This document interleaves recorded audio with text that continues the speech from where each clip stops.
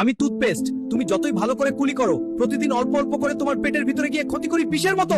আমার মধ্যে থাকা ফ্লুরাইড আর সোডিয়াম লোরিল সালফেট শরীরের জন্য বিষের চেয়েও ভয়ঙ্কর। আর হাড়কে ধীরে ধীরে একদম খেয়ে ফেলি। তাই সাবধান, ভালো পেস্ট অল্প ব্যবহার করো, পারলে মেসওয়াক ব্যবহার করো। এটা কত পচা! তুই কি কখনো ফাইবার খাসনি? পিছিয়ে যা। তুই অসুস্থ হয়ে মরার আগেই আমি এই পচা পাইপটা পরিষ্কার করব। আমার কাঁটাগুলো শুধু সাজানোর জন্য নয়, তোর গলায় ঢোকানো আবর্জনা কাটার জন্য আমি এগুলো ব্যবহার করি। কিছু শাকসবজি খা, আমাকে একা খাটাস না। এটা খুব চর্বিযুক্ত, তাই না? সব ঘষে পরিষ্কার কর।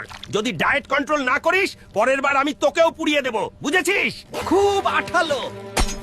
এই চর্বি তুলে ফেলা খুব কঠিন। নিজের রক্তনালীর ওপর একটু দয়া কর, একগুঁয়ে মানুষ। আমি লাল শাক, রক্ত বাড়াতে সাহায্য করি, আয়রন ও ভিটামিন দিই, শরীরকে শক্ত রাখি।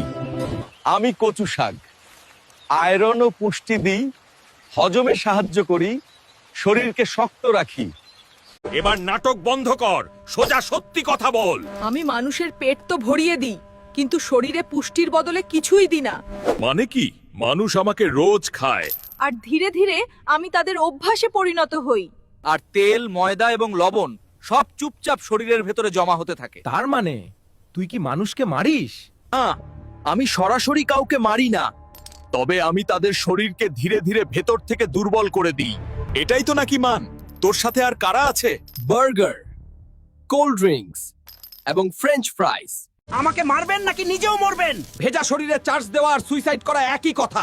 ব্লাস্ট হওয়ার আগে তাড়াতাড়ি চার্জার খুলুন, জলদি। দম বন্ধ হয়ে মরে যাচ্ছি। বালিশের নিচে এটা বিছানা না, আমার কবর।